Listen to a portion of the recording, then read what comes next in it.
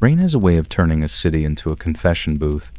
It taps the pavement in tiny, impatient knuckles, smears streetlights into soft halos, and makes every alley look like it's hiding a secret it can't keep. I'm standing under an awning that doesn't quite cover me, watching blue and red reflections ripple across a puddle like the world can't decide what color tonight should be. Yellow tape cuts the lane in two thin plastic, big promise. Beyond it, a narrow service corridor behind a row of late-night storefronts. Dumpsters lined up like silent jurors, the air smelling faintly of wet cardboard and spilled citrus soda. It's not dramatic in the cinematic way. It's dramatic in the real way, quiet enough that your imagination starts filling in the blanks. So, before you get comfortable, take a moment to like the video and subscribe, but only if you genuinely enjoy what I do here. No pressure. I'll still be here either way, trying to solve crimes on a schedule that suggests I'm allergic to sleep. Now, dim the lights, maybe turn on a fan for that soft background hum, and let's ease into tonight's journey together. The first thing I notice is what isn't here. No crowd, no shouting, no neighbor leaning out a window to offer unhelpful theories at volume. Just a couple of uniforms holding the perimeter and a crime scene tech crouched near a drain, photographing something small enough to be overlooked by anyone who doesn't make a living out of obsessing. A young officer, Rivas, new enough to still look like he believes in weekends, meets me at the tape. "Detective Morgan," he says, and I nod like I'm not thinking about coffee the way other people think about oxygen. "What have we got?" I ask. Rivas glances back into the corridor. Victims been transported. No ID on them yet. No witnesses, or none who want to be. But there's something else. He pulls a small evidence bag from his jacket pocket like he's showing me a rare coin. Inside is a cheap USB voice recorder scuffed, damp at the edges, the kind you'd buy at a pharmacy next to cough drops and battery packs. There's a strip of tape stuck to the back, hand-labeled in black marker, for the detective. Under it, smaller letters, like the writer leaned in closer, echoes of horror, and then the phrase that makes my stomach tighten not because it's clever, but because it's trying to be. The gay slayer confesses. I don't repeat it out loud. I just breathe once, slow, and tuck the reaction somewhere private. Labels like that aren't truth. They're bait. There's someone trying to steer the story with a cheap headline and a nasty hook turning a community into a prop and a person into a punchline. "Where'd this come from?" I ask. "Found it zip-tied to the chain-link fence," Rivas says, pointing toward the far end of the corridor. "Right there, like it was meant to be discovered." Of course it was. I take the evidence bag carefully, pinching the edges like it's a fragile insect. One grounded detail matters more than people realize. Chain of custody. If you can't prove where evidence has been, you can't prove anything at all. Every hand that touches this recorder needs to be logged. Every transfer. Every minute. Tonight isn't just about finding the truth, it's about making the truth admissible. "Has anyone played it?" I ask. Rivas looks embarrassed. "No, sir. Tech said not to." "Good," I say, and I mean it. "Tell your tech I owe them a coffee." Rivas hesitates. "The kind with sugar?" "I'm a detective, Rivas. My bloodstream is 90% caffeine and regret." That's joke one, and it earns a faint smile from the kid. The night needs those little smiles. Without them, you start to feel like the darkness is winning on points. The tech, Lena Cho, stands and walks over, her gloves slick with rain. "The recorder wasn't wiped clean," she says. "Not fully. We might get partial prints, maybe skin cells around the buttons." "Any footprints?" I ask. "Plenty," she says. "But the corridor is a highway for delivery workers. We're casting the clearest impressions near the fence line.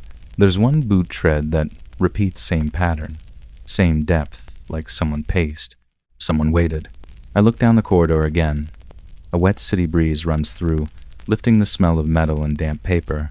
The fence Cho pointed at is just tall enough to feel like a boundary, but not tall enough to feel like security.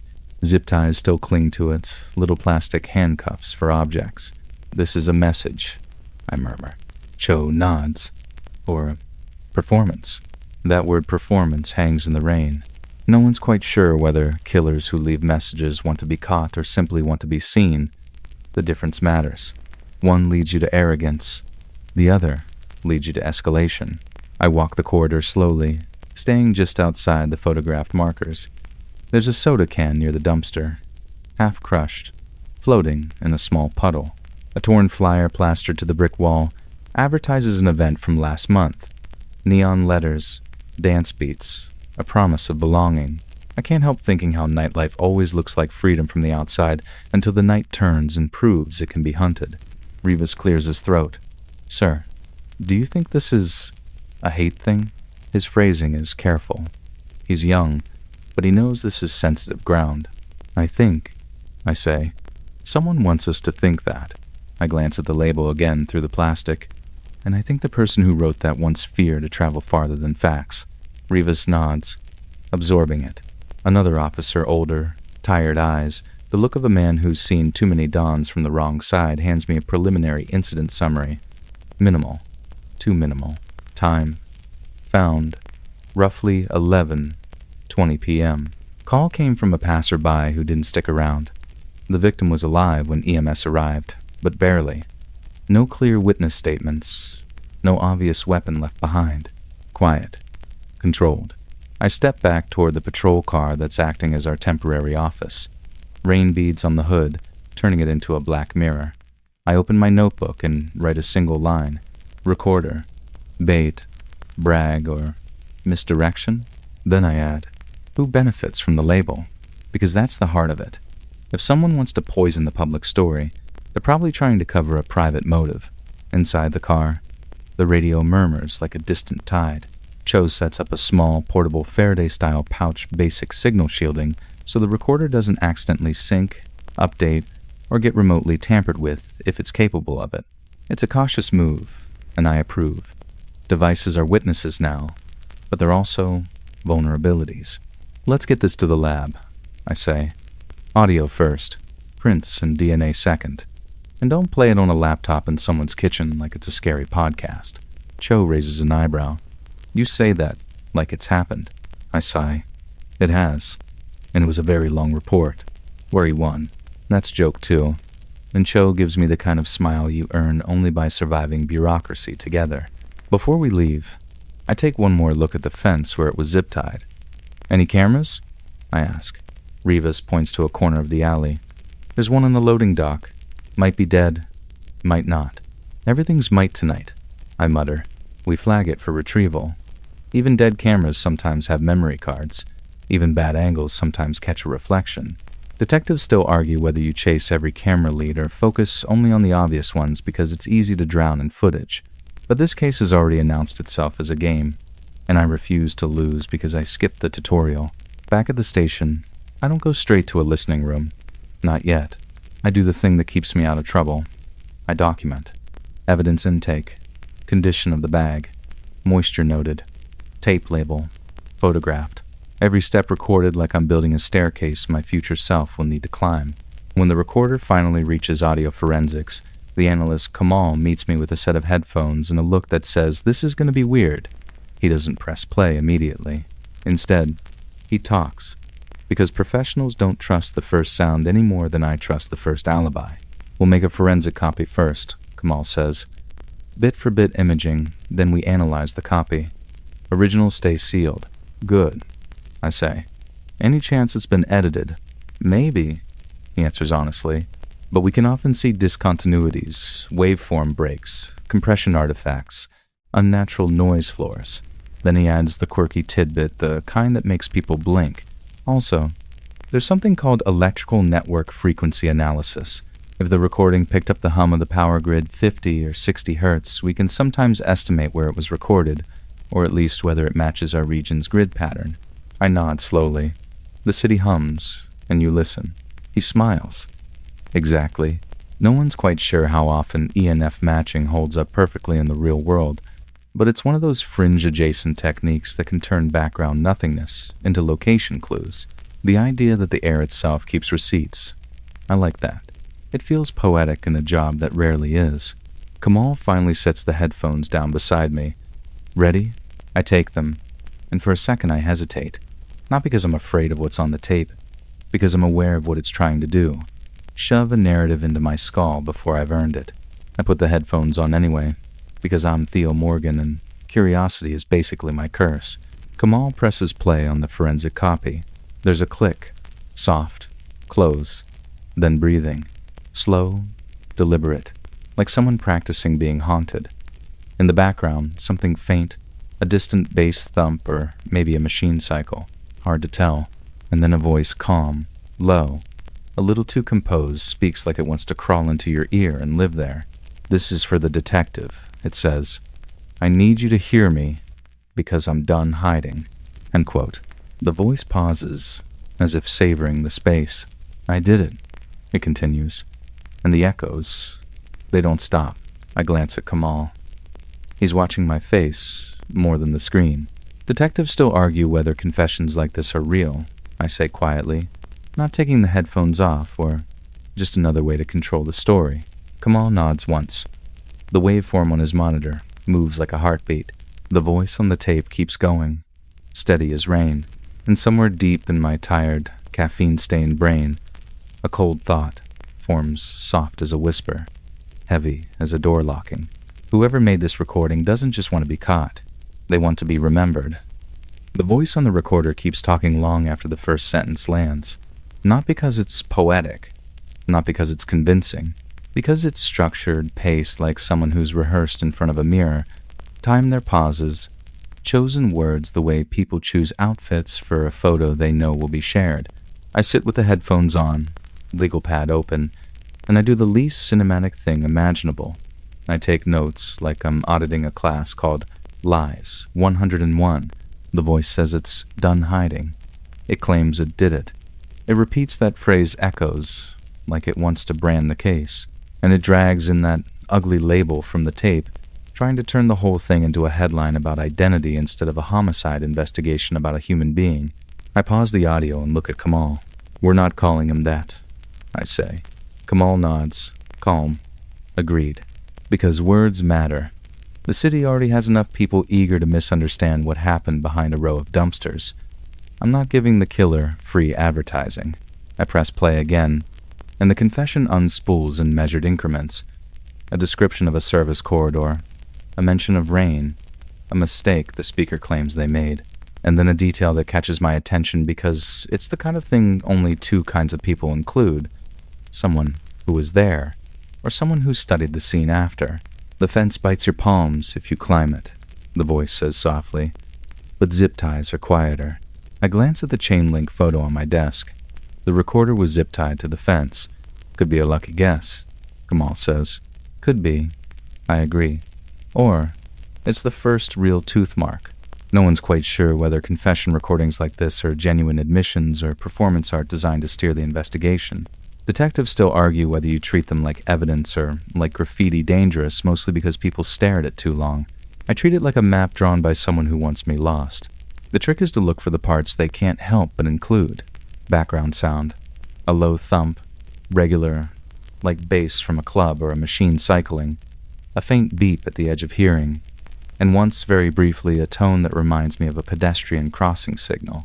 Kamal rewinds 10 seconds and isolates the noise floor. That's a refrigeration compressor, he says, pointing to a waveform bump. Could be a walk-in cooler nearby. Or a vending machine. Behind storefronts, I murmur. Restaurants. Or a club with a bar, Kamal adds. I write it down and feel my mind start stitching the city together.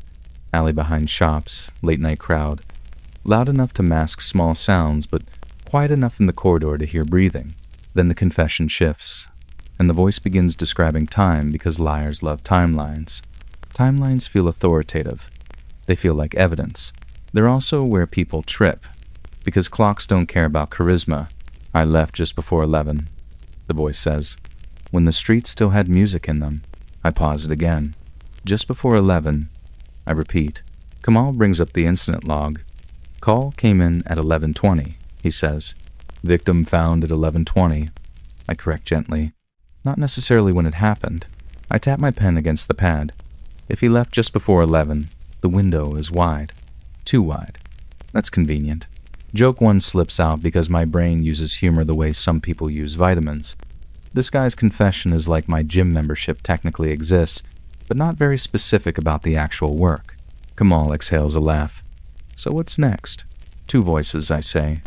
His and the city's. The city speaks in cameras, logs, and dumb little timestamps. We start with the loading dock camera Reva's flagged. A tech pulls the system, and of course the clock is wrong by 4 minutes. Because why would anything be easy? We calibrate it the usual way, compare it to an official network time source, cross-check it against a nearby traffic cam that is synced, and then we adjust mentally while watching footage that looks like it was filmed through a potato. Still, the camera gives me something. A figure, moving near the fence line around what appears after correction to be 10:57 p.m. Hood up, face obscured, posture cautious. They pause. They bend. Their hands move like they're fastening something. Zip ties.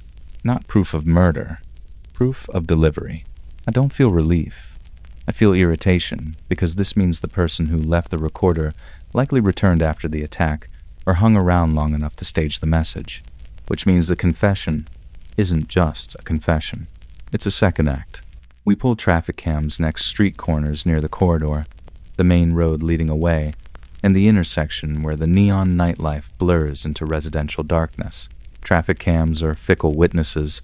They see everything and understand nothing, but they're honest in their own dumb way. At 11:03 p.m., a dark sedan passes the intersection nearest the corridor. Not unique. At 11:08, it passes another camera heading south. Still, not unique. But then at 11:14 it appears again, circling back like it forgot something, or like it came back to leave something. I request an ALPR hit list automated license plate readers because some intersections run them quietly, capturing plates like the city is collecting trading cards. It's not perfect coverage, and privacy policies vary, but when it's available, it's a gift. A handful of plates match the sedan pattern. Too many, so I narrow it with something grounded and painfully practical. Time-distance logic. If the sedan circles back, it has to physically travel a certain route within a certain number of minutes. I start eliminating plates that pop up too far away too quickly. It's detective math, the kind of math fueled by coffee and spite. While that churns, I turn to call logs, not the confession's voice real call logs. We pull 911 activity near the corridor, along with anonymized cell tower connection data in the immediate area, focusing on devices that lingered in the corridor window. It's not GPS. It's more like a rough crowd map. People imagine we can pinpoint a phone to an exact dumpster. We can't. Not without additional warrants, and not with the certainty television promised everyone as a child. But we can see patterns. A cluster of phones connects to the nearest tower and then disperses around 11:10 to 11:25, likely bargoers leaving nearby venues. A smaller set remains. One device appears near the corridor at 10:55, stays steady, then moves away at 11:16. That matches the fence activity. I mark it as device A, because naming things helps keep my brain from melting into the desk. Kamal turns back to the audio. "You want me to run ENF analysis?" he asks. "Do it," I say. If the power grid wants to gossip, I'm listening. Number dough. That's the quirky tidbit again, electrical network frequency tracing, turning the invisible hum of electricity into a timestamp fingerprint. It won't always work. Battery-powered recorders don't always pick it up, and urban noise can drown it. Investigators still can't agree how reliable it is case to case, but if it works, it can tell us whether the tape was recorded locally or whether someone is playing us with an imported voice memo from somewhere else. We also do something that sounds like superstition but is surprisingly real. Acoustic fingerprinting. Kamal runs a spectral analysis to identify the repeating thump and the brief tone.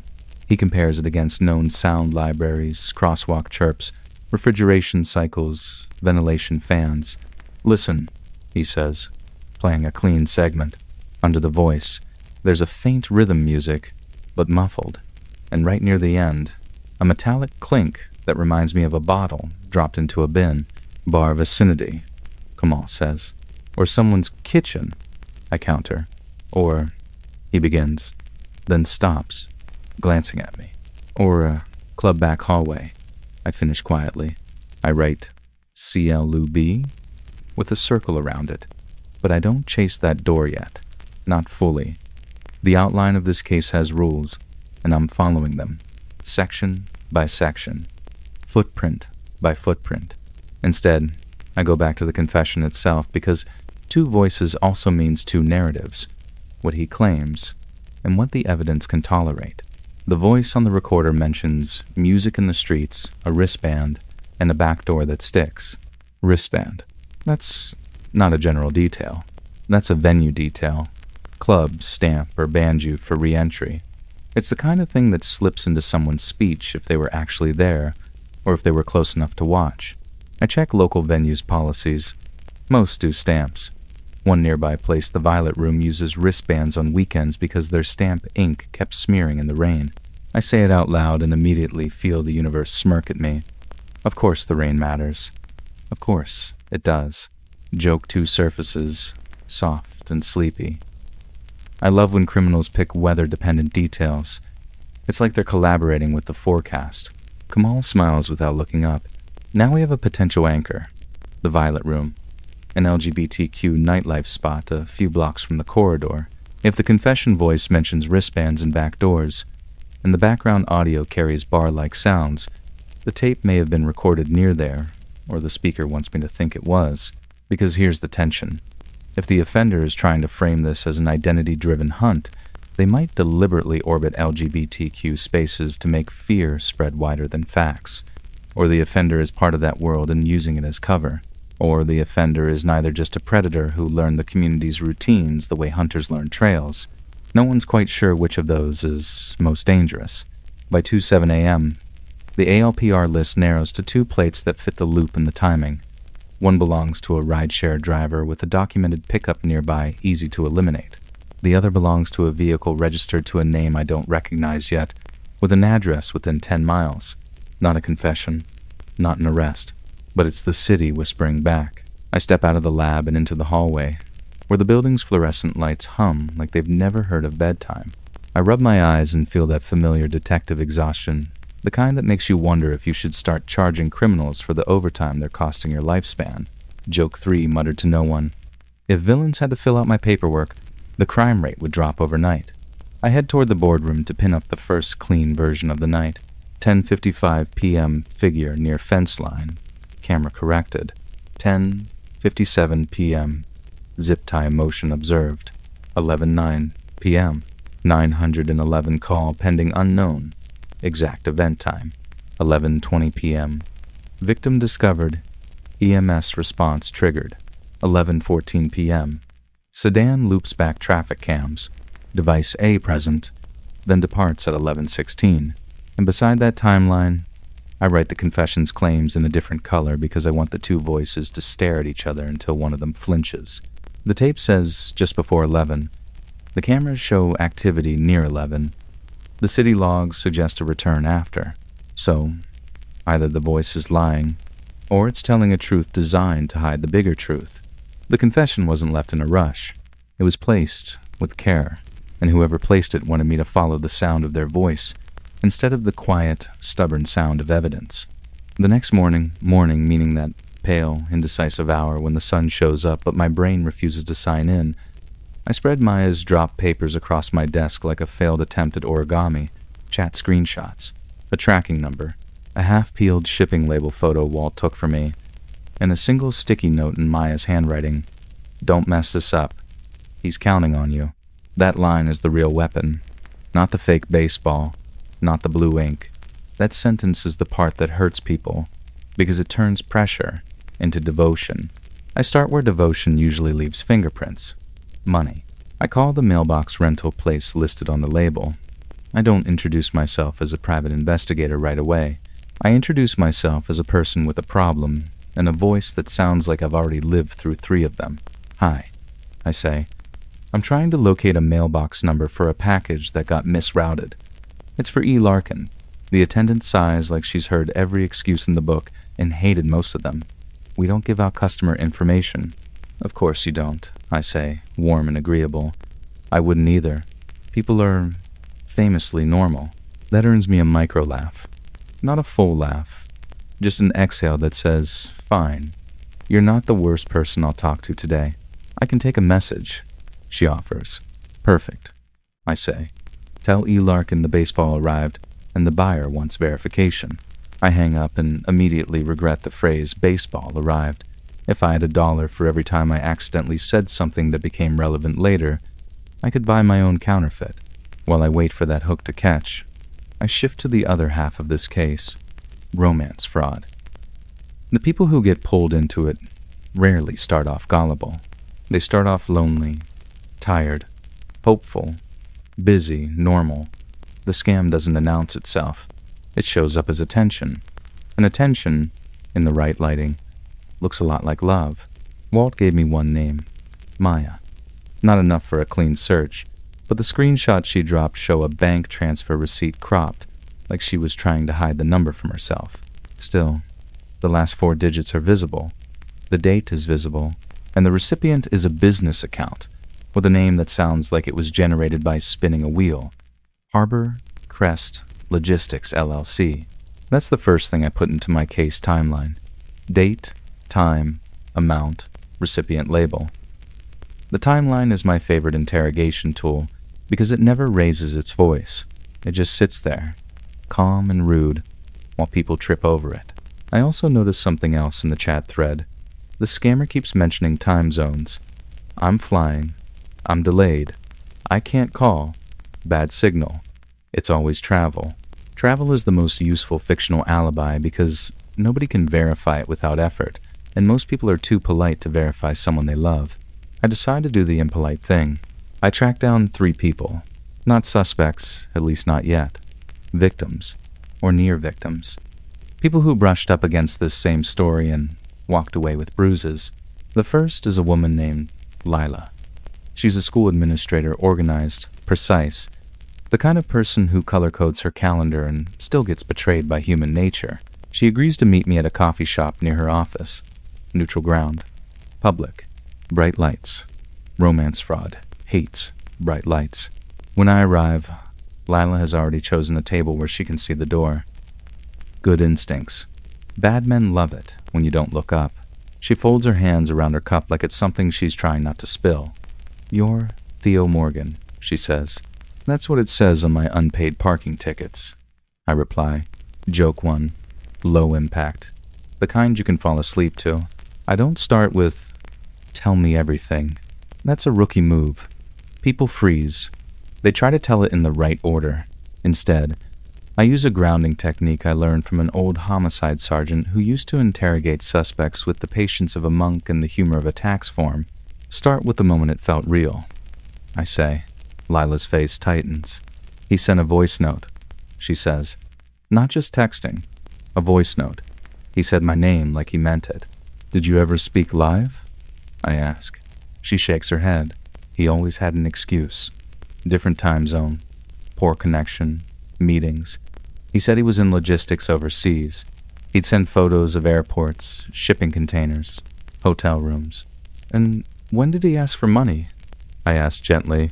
Her eyes flicked down. After 3 weeks, he said a package got held in customs. He said it contained gifts, a watch for me, a signed baseball for my nephew. He said he needed a fee paid quickly or the items would be destroyed. My stomach does that slow sink. Signed baseball, I repeat. She nods. I didn't pay. I told him I'd need to call the shipping company myself. And what did he do? I ask. He got angry, she says. Surprised even now by the memory. Not screaming angry, just cold, like I'd failed a test. He said I didn't trust him. Then he disappeared for 2 days. When he came back, he said he'd handled it, and he forgave me. Like he was the injured party. Classic. Pressure, silence, forgiveness. A 3-step dance where the victim always apologizes for having boundaries. I jot down the dates she gives me. Then I do the thing that makes people uncomfortable but saves them later. Lila, I say, do you still have the messages? She hesitates, then nods. Screenshots. I couldn't delete them. I kept thinking I'd missed something. Good, I say. We'll look for patterns.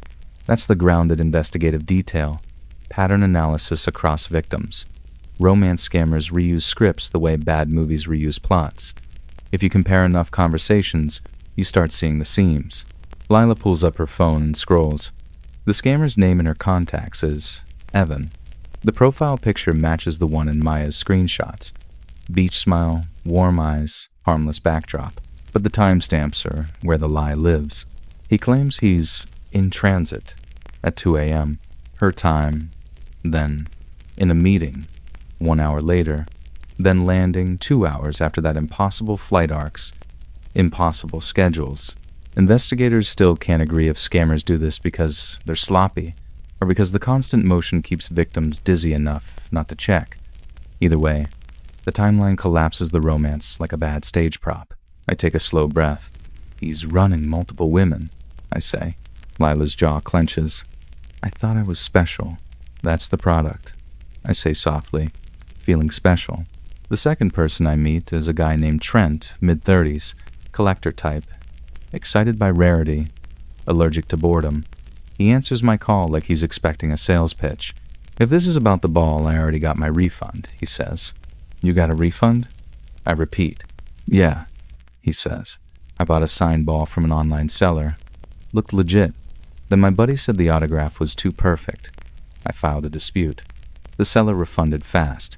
Too fast. Too fast is its own clue. Honest sellers argue. Fraudsters vanish or refund to avoid attention. Did the seller ever ask you for anything else? I ask. There's a pause. He asked me to keep it quiet, Trent admits. Said he'd make it right if I didn't leave a review. And you believed him? I ask. He laughs. No offense, Theo, but I'm cynical. I collect because I trust objects more than people. I consider telling him that objects also lie. I decide not to ruin his hobby. Joke two forms anyway. That's wise, I say. People are unreliable. Baseballs at least have stitches. Trent sends me the seller profile. Different name. Same style of writing.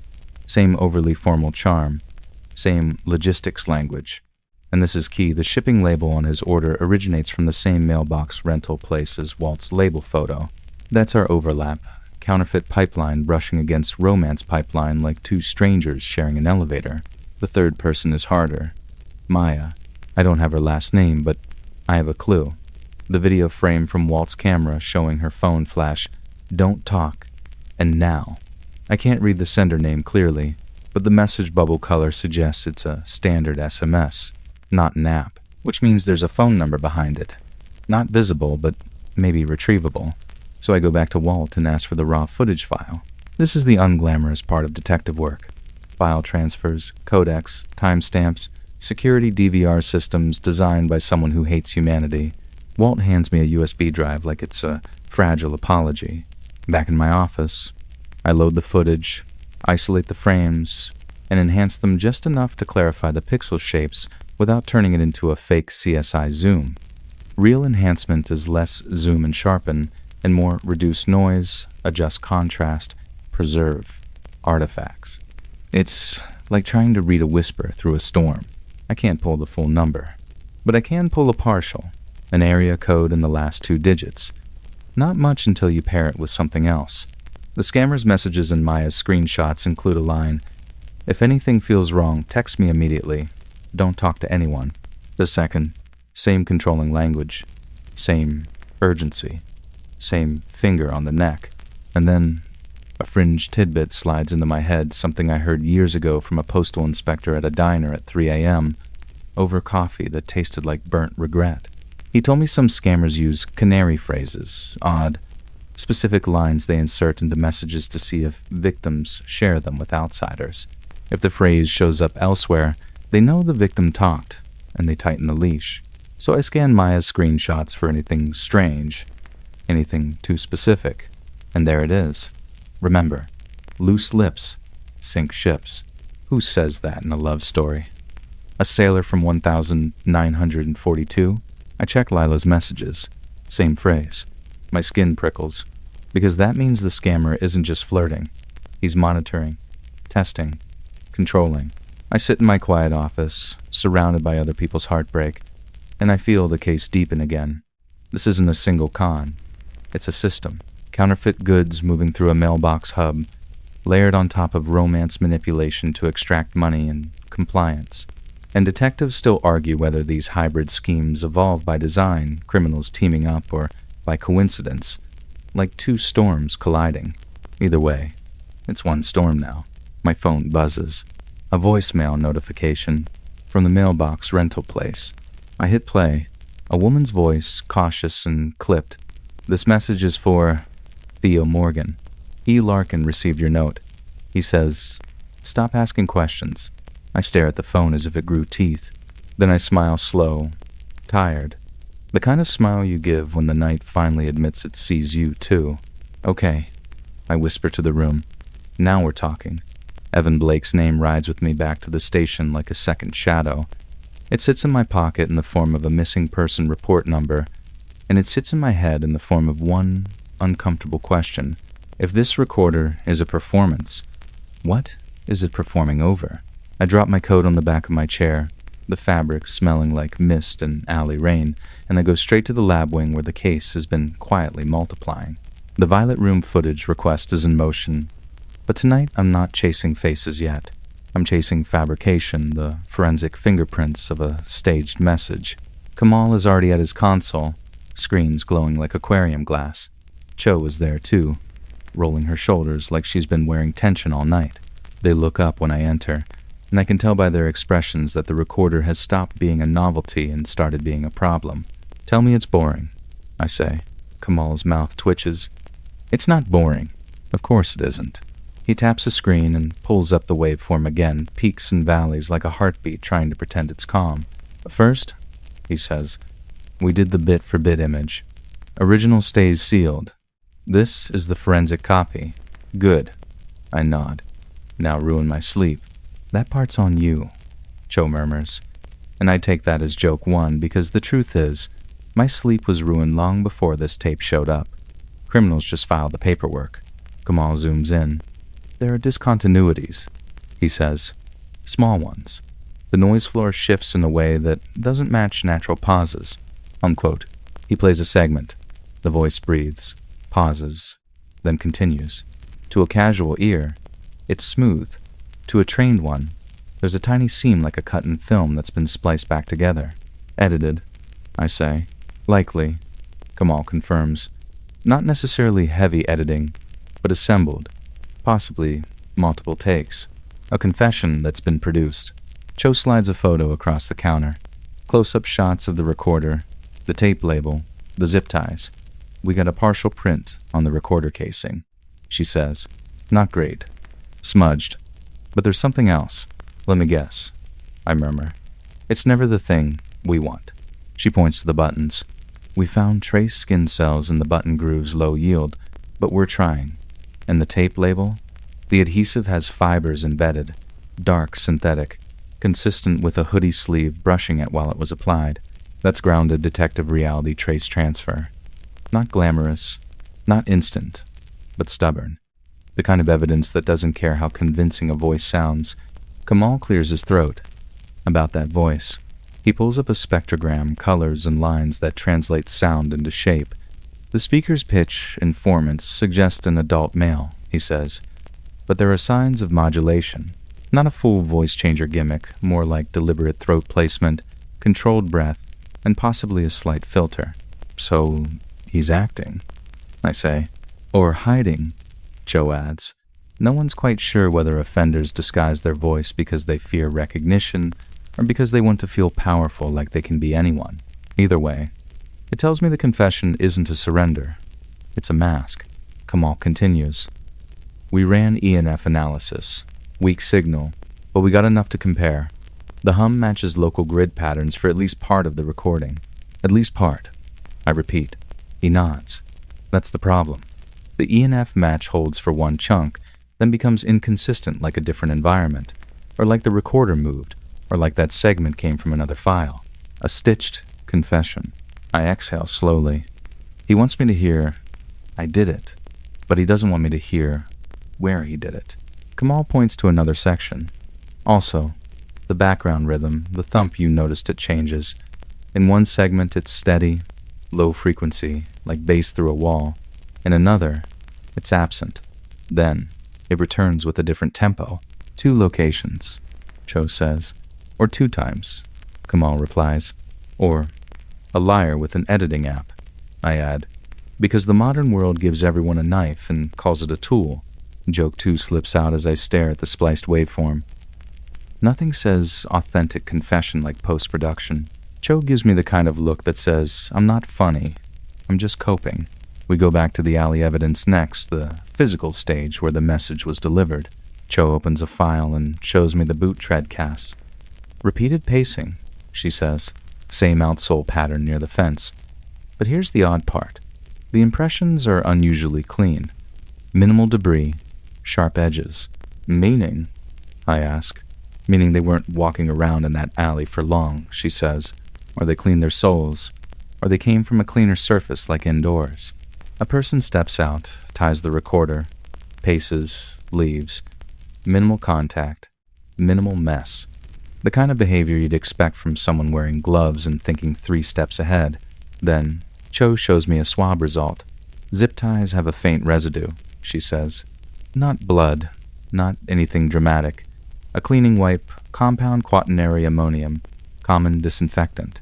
My mind snaps back to that detail from the other case I've lived too many times cleaning products used like punctuation. Someone who thinks cleanliness is control.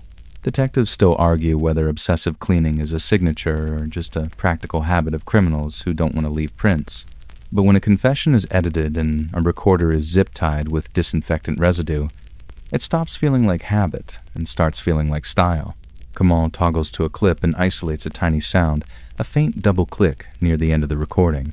That, he says, could be a lighter, or a pen click, or a car fob. I finish, because I've heard that sound in parking lots 1,000 times. The casual beep, beep of someone locking a vehicle without looking back. Kamal rewinds and enhances. The audio is muddy, but the rhythm feels right. Not definitive, but suggestive. No one's quite sure whether that's a car lock sound or just our brains pattern matching, I say quietly. Exactly, Kamal nods. It's not proof. It's a direction. Was action. And direction is what this case keeps trying to steal from me. I step into a smaller interview room used for evidence review, and I play the confession again, this time watching the transcript rather than listening for drama. Words become less hypnotic on paper. They also become more revealing. The speaker repeats phrases, echoes, hiding, done, hear me. It's rhetorical, almost religious. I've seen this before, offenders who build a narrative to elevate themselves. The crime becomes a story. The victims become props. The detective becomes the audience. A fringe investigative tidbit floats into play, one that divides detectives like pineapple on pizza, forensic linguistics and statement analysis. Some swear it's useful, others call it fancy fortune-telling. Investigators still can't agree if you can reliably infer truth from pronouns and verb tense, but you can identify habits. This speaker uses distancing language, I note aloud. He talks about it and what happened, not what I did, except in rehearsed moments. Kamal nods, and he avoids naming places, but he includes sensory cues, rain, fence, music, because sensory cues feel real, Cho says. They make the lie taste like truth. I tap the transcript where the voice says, I'm done hiding. He wants credit, I murmur, but he also wants ambiguity. Then Cho drops another small detail on the table like a coin. We checked the recorder model, she says. It has an internal clock.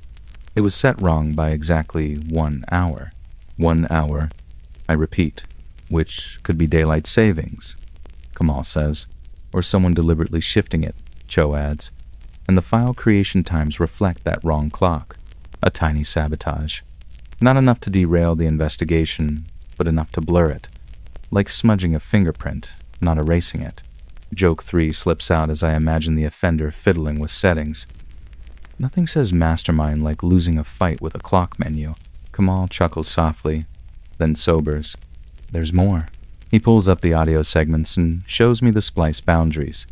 The I did it statements are concentrated, he says. They occur at the start of one segment and the end of another. It's like he wanted to bookend the tape with guilt, but keep the middle flexible. Flexible enough to shift later, to claim he meant something else, to deny specifics, to redirect blame. Bait, I say. Or boast? Cho replies. Or both. I lean back and let the room's quiet settle over my shoulders. The station hums. The air conditioner sighs. Somewhere down the hall, a printer spits out another report like the building is chewing through the night. The staged message is no longer just a creepy voice. It's a crafted object, edited, calibrated, delivered with care, washed with disinfectant residue, and labeled with a phrase meant to ignite fear. Which means the confession is not a confession in the way people hope for an ending, a surrender, a clean knot tied around chaos.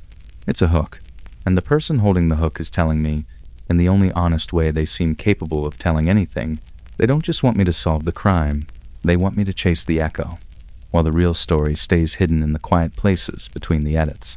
The confession is a hook, and the hook is barbed with one simple idea. Look over here. So I do what I always do when someone tries to steer me with theater. I widen the stage until the actor gets lost in it. By the time the Violet Room's footage lands in our system, the station feels like it's running on fluorescent light and spite. I'm at a monitor with Marisol's hallway camera on one side, the loading dock footage on the other, and my own reflection staring back at me like a man who should have gone to bed 5 hours ago. The back hallway view is grainy, but it's honest grainy, not mysteriously missing grainy. You can see the walk-in cooler door. You can see the sticky back exit. You can see wristbands flickering on wrists as people pass through tiny neon bracelets that are supposed to mean fun, not danger. And then I see him. Evan Blake, based on the still Marisol provided, moves through the hallway around 10:47 p.m. He's alone, posture light, like someone trying not to look too eager. He checks his phone, pauses near the back door, then steps out. The door sticks. He shoulders it. It gives. He disappears into the alley. I rewind it twice, even though I already know what I'm going to see next.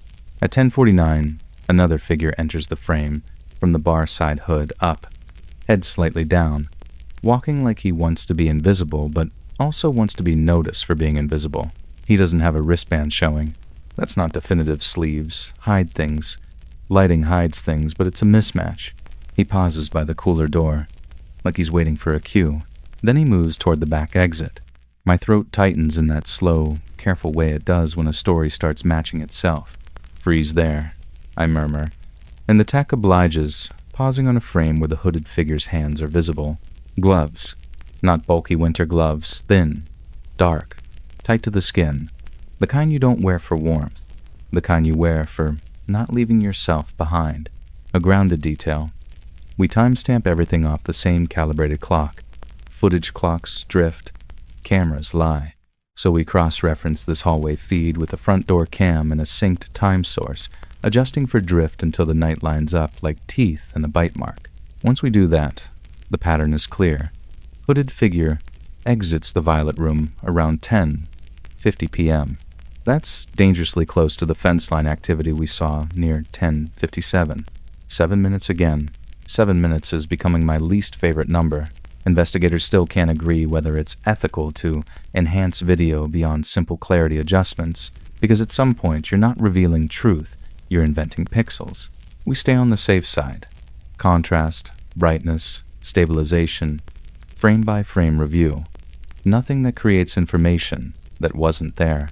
Even without magic, I catch another detail. The hooded figure has a slight hitch in the right step, a subtle gate marker.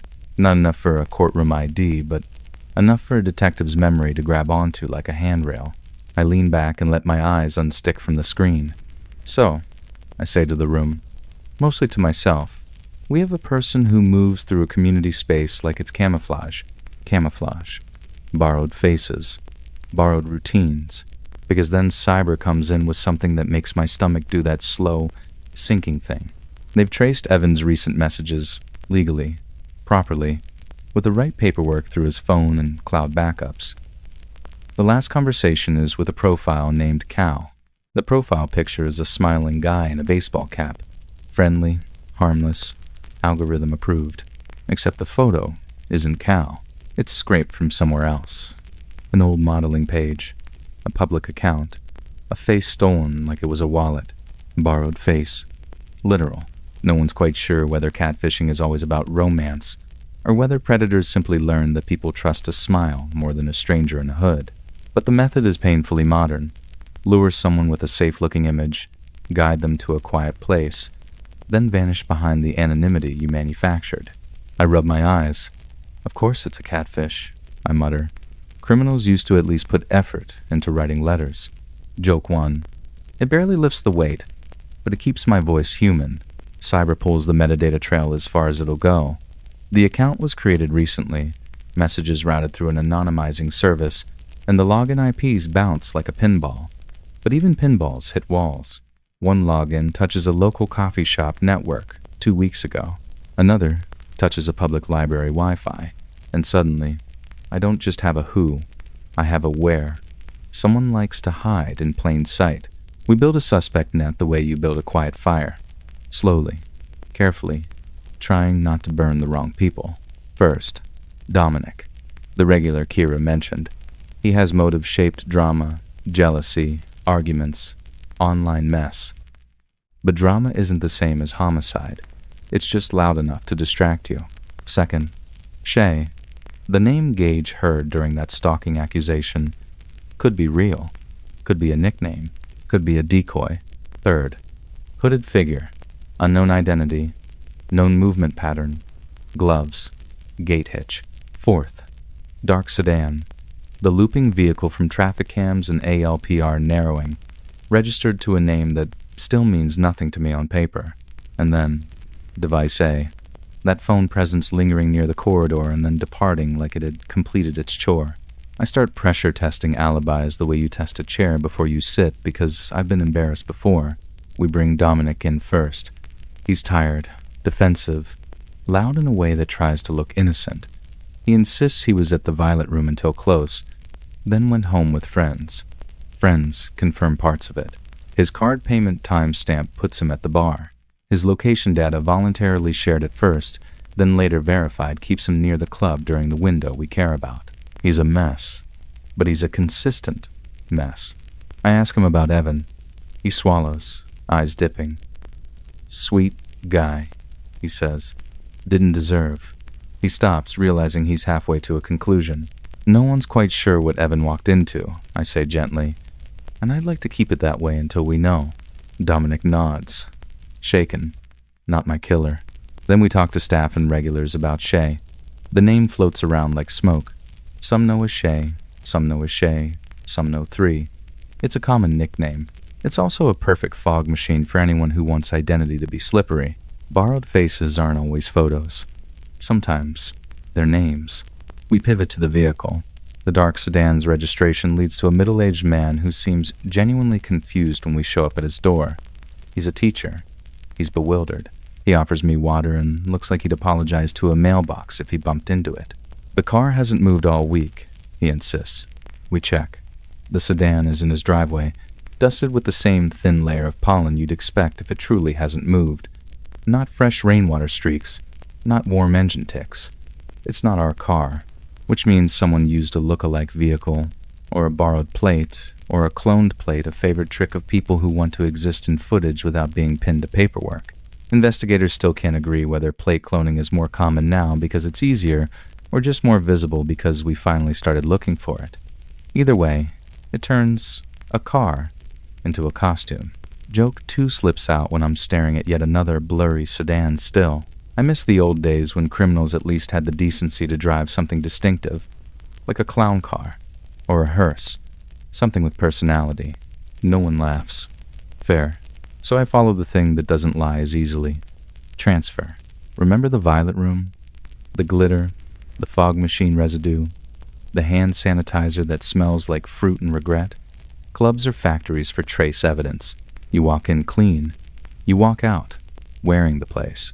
Cho swabs the back hallway door handle and the bar side push plate for touch DNA, low yield, mixed profiles, messy. But we also do something wonderfully old school. We collect lint and dust from the hallway floor mat near the back door. Fibers cling there like gossip. Then we compare that material to what we recovered from the recorder tape adhesive. Those dark synthetic fibers embedded like the label maker brushed it with the sleeve. It's not a direct match yet, but the weave pattern is consistent with a common hoodie fabric blend, and the lab notes a faint cosmetic shimmer in the adhesive sample microscopic reflective particles. Glitter? I ask. Cho nods. Could be. Clubs are glittery. I can't help but joke 3 arrives, half yawn, half truth. Glitter is the herpes of craft supplies. It never leaves. Jo gives me a look that says she hates that comparison and also knows it's correct.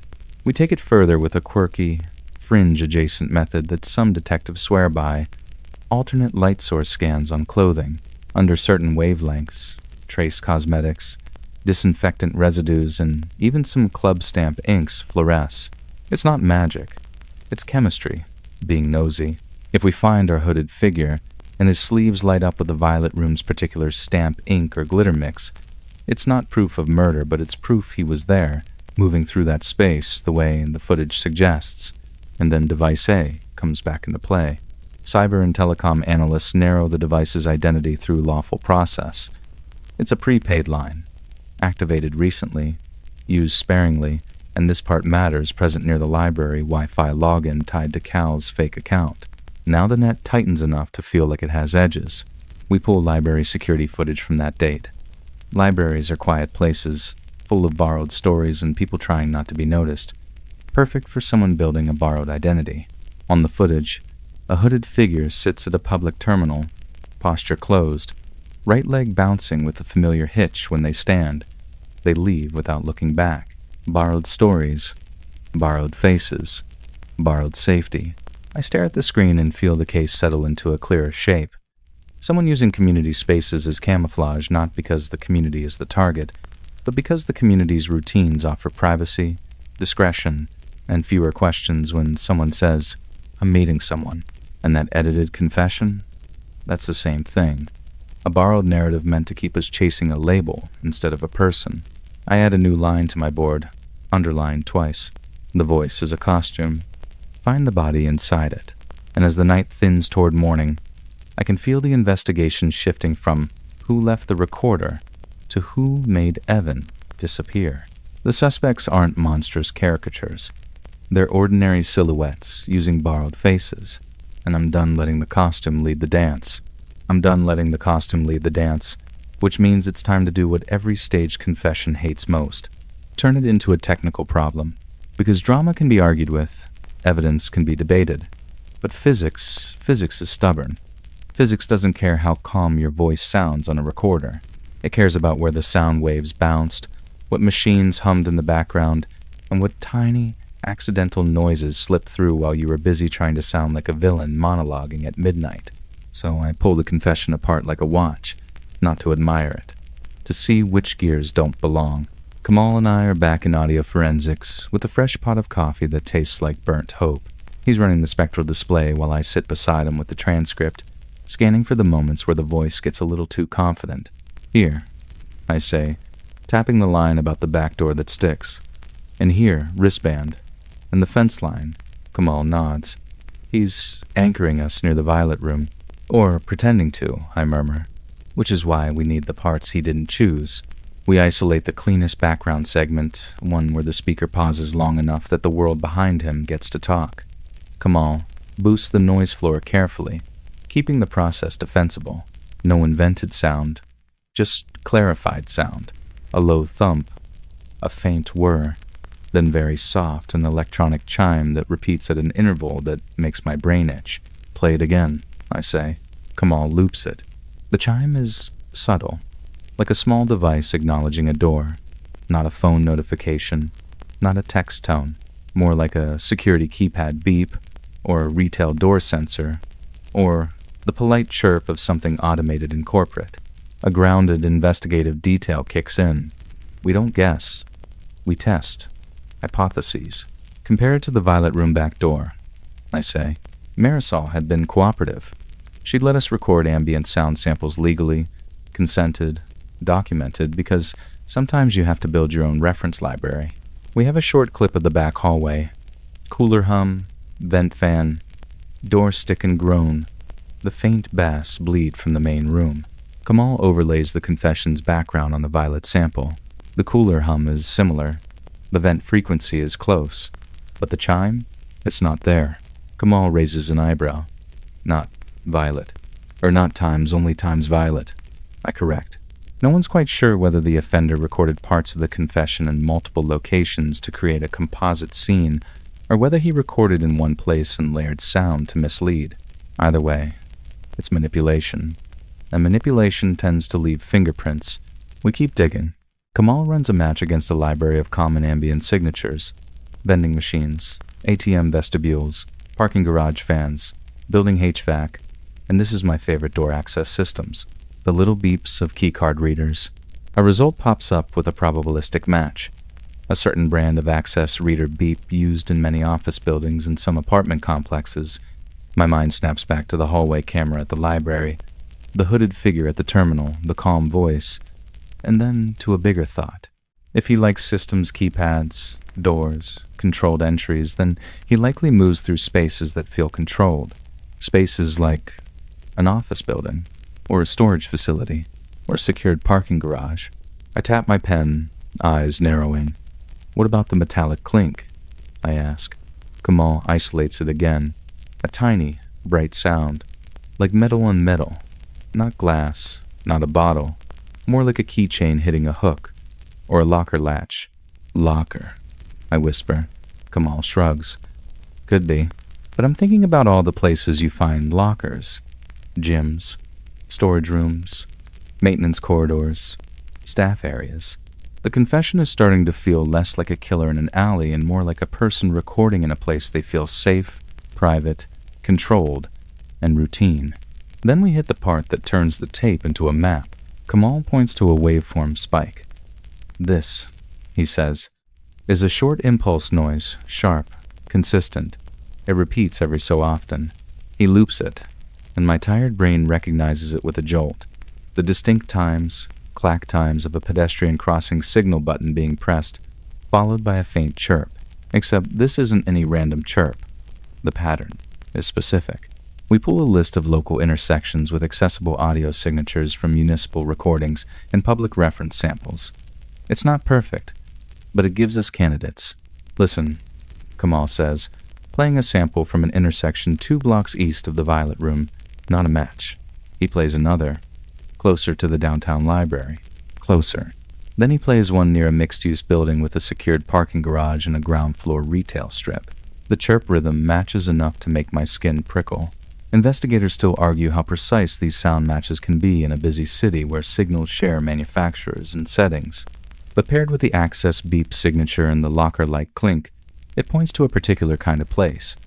A building where you can step outside to a crosswalk, press a button, then step back inside to a quiet corridor.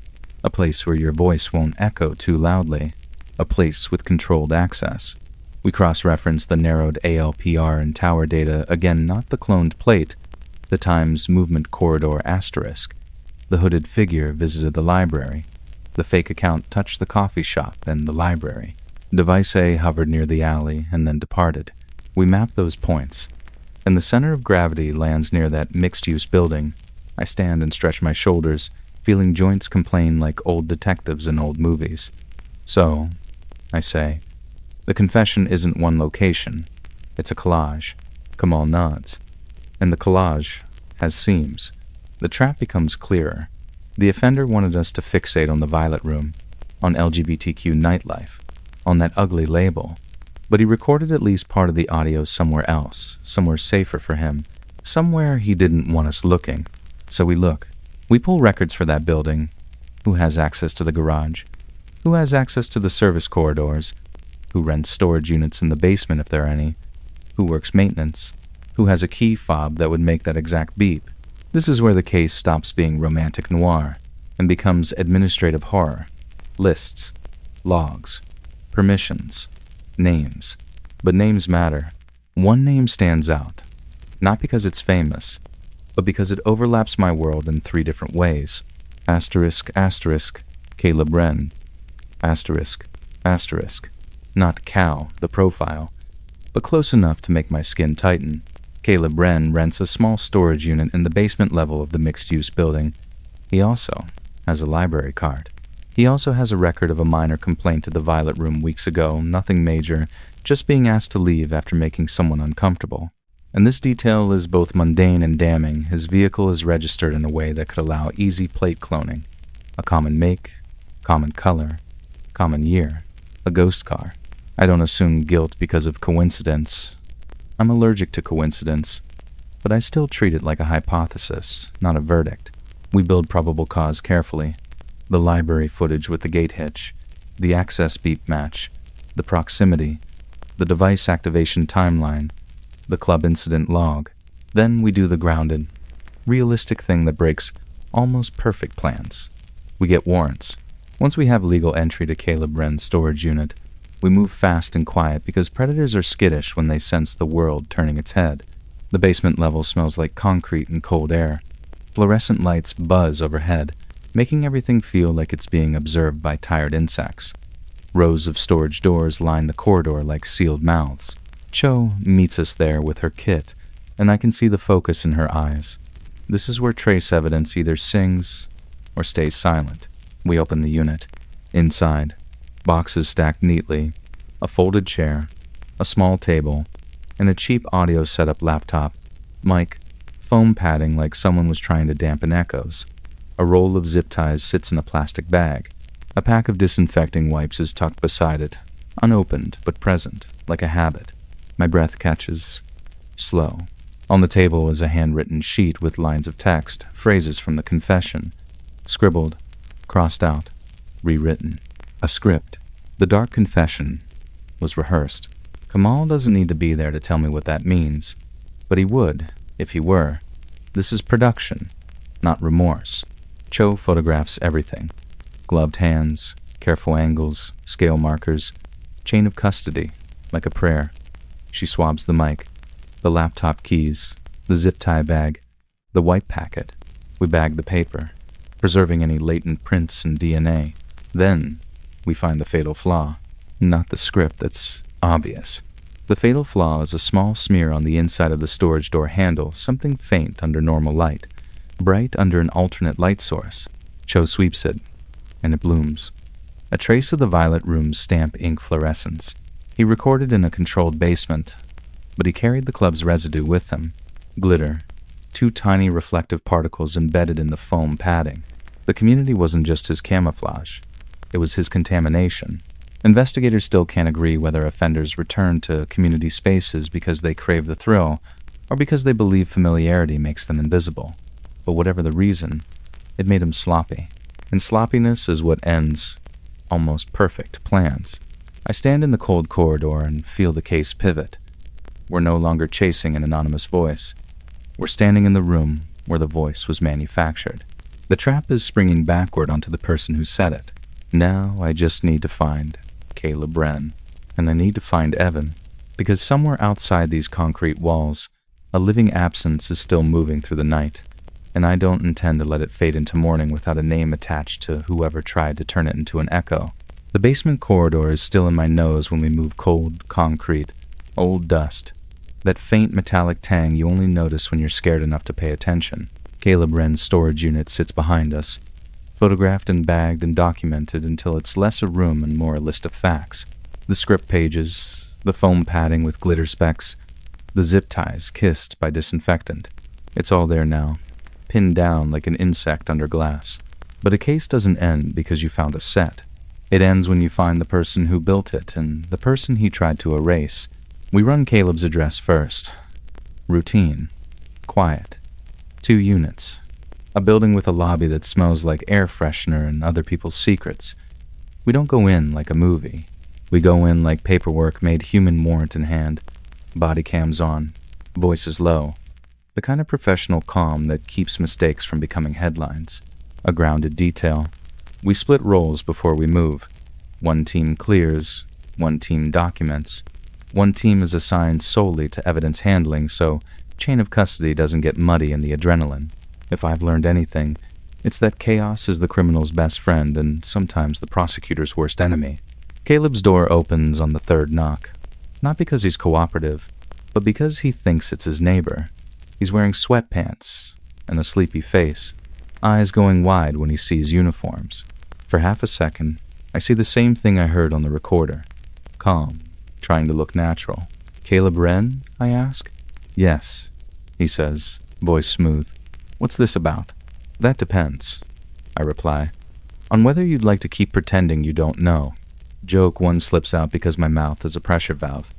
Also, fair warning, my patient's clock is set wrong by an hour, so tonight could feel longer than it needs to. He doesn't smile. We step in. We clear the apartment quickly. No immediate threat, but there are signs of a life designed to be unmemorable. Minimal decor, neutral colors, nothing personal on the walls. A man living like a placeholder. In the bedroom, we find another USB recorder in its packaging, unopened, like a backup plan.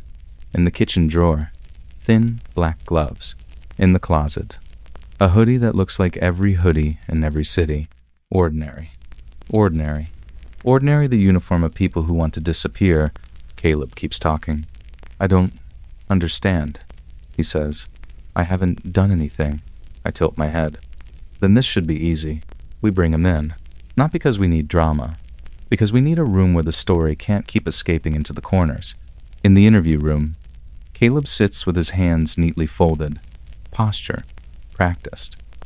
If he had a resume, composed under pressure would be listed as a skill. I sit across from him with a folder thin on the outside, heavy on the inside, and I let the silence settle like dust. Silence is my co-detective. It never panics. It never rushes. Caleb, I say, soft as a lullaby, we recovered your recording script. His eyes flicker tiny, involuntary. A crack. I don't know what you're talking about, he says. I slide one photograph across the table. The handwritten page. His handwriting, his corrections, the same repeated word, like a brand echoes. He swallows, then resets his face. That could be anyone's. Sure, I murmur. Just like your online profile photo could be anyone's. Another flicker. Another crack. Here's the quirky investigative tidbit that makes people like Caleb uncomfortable. I don't argue with their denial. I offer them choices. It's an old interrogation tactic some detectives swear by, presenting two narratives where both contain the core truth, forcing the suspect to pick a lane. Investigators still can't agree if it's the cleanest technique psychologically, but it's effective when you use it carefully and ethically. So, I say, help me choose. Were you trying to frame the Violet Room to spread fear, or were you using the Violet Room because you knew people leave through that back door when they don't want to be seen? Caleb's lips press tight. I don't go there. I slide the incident log entry from weeks ago. His name. The staff note about someone feeling uncomfortable. A gentle ejection. No crime. Just a boundary. You do go there, I say. Or you did. And clubs don't forget the people who make their space feel unsafe. He leans back, eyes narrowing. So what? That doesn't mean... It means you were close enough to learn their routines, I answer. Wristbands. Back exits. The kind of privacy people depend on. His nostrils flare, and for a moment, the calm slips into something colder. You don't understand, he says quietly. You think this is about labels. I think you wanted it to be about labels, I say, my voice still gentle. You wrote one on the recorder like it was a title card. That ugly phrase, I don't repeat it. I won't give it new air. That was bait, I continue. A way to make the whole city stare at the wrong story. Caleb's eyes drop to the tabletop. His fingers rub together once, like he's wiping something invisible. He's performing cleanliness again.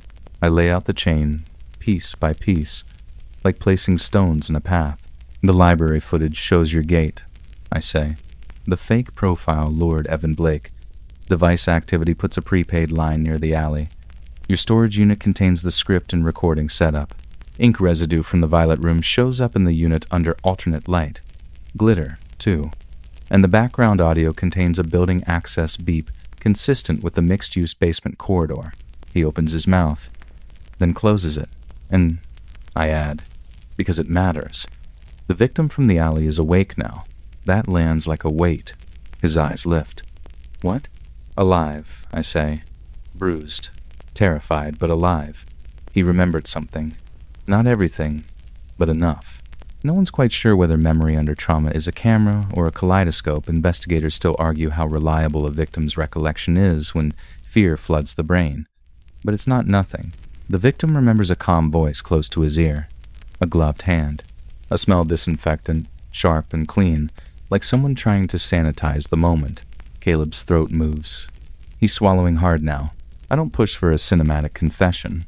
I push for location. Where is Evan? I ask softly. Because this stops being about your voice the second a missing person becomes a clock. His jaw tightens.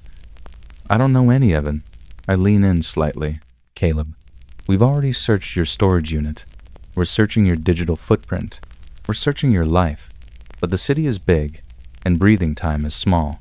If you want to be remembered for anything other than cruelty, tell me where he is. He stares at me. And for the first time, the calm breaks not into tears, but into a kind of irritated despair, like the world failed to follow his script. He was supposed to listen, he says, barely audible. Evan isn't a prop, I reply. He's a person. Caleb's eyes flash. He made me feel. He stops, biting down on the rest. There's our lingering debate, already forming in real time. Motive, ego, obsession, control. Detectives still argue whether offenders like Caleb do what they do out of hatred, out of fixation, or out of a hunger to control people who once made them feel powerless. The truth is, it's often a knot of all three, and knots don't untie cleanly. But knots do lead to places. He finally exhales. Basement, he whispers. Not the unit. The maintenance corridor. There's a door that sticks. He shakes his head like he hates himself for giving it up. It's behind the second elevator. We move. Fast, quiet, precise. The mixed-use building's basement looks the same as before. Concrete, buzzing lights, rows of doors. This time, though, we don't stop at the storage unit. We move past it, deeper, toward the service corridor where the building keeps its lungs. Vents, pipes, electrical panels humming like tired hearts. We find the door. It sticks. Of course it does. Reva shoulders it once, then again, and it gives with a reluctant groan that sounds too much like the Violet Room's back exit. Behind it is a narrow maintenance passage. The air is colder, the light is worse, and the quiet is heavy in a way that makes my spine tighten. Then we hear it. A soft sound. Not dramatic. Not a scream. A cough. Evan, I call. Voice low, careful. It's Detective Morgan. You're safe. And the court. A figure shifts in the dim bound, but alive. Eyes wide, face pale. Breathing shallow but steady. We don't rush in like heroes. We approach like professionals. Gloves on. Cutters ready. EMS already called. Evidence preserved. Because saving someone and solving the case have to happen in the same breath. Evan blinks, and his voice is a rasp. I thought I was going to disappear. Not tonight, I murmur. Joke too, whispered more for him than for me. You picked a terrible night to be hard to locate. I'm already up, and I'm very stubborn. He almost laughs. It's tiny. It matters. We get him out. We get him warm. We get him medical care. And as the building's fluorescent hum fades behind us, I feel the case settle into something like closure, never perfect, never clean, but real. Back at the station, Caleb sits under that gentle overhead light again. No longer a voice in headphones, just a man with a failed script and too many receipts. He tries one last angle. You're making me a monster. No, I say softly. You tried to make yourself a legend. We're making you accountable. And when it's done, when warrants become charges, when evidence becomes a file, when Evan's breathing becomes steady again, the case leaves me with one last unsettled whisper, because that original recorder still sits in evidence, labeled with a phrase meant to ignite fear.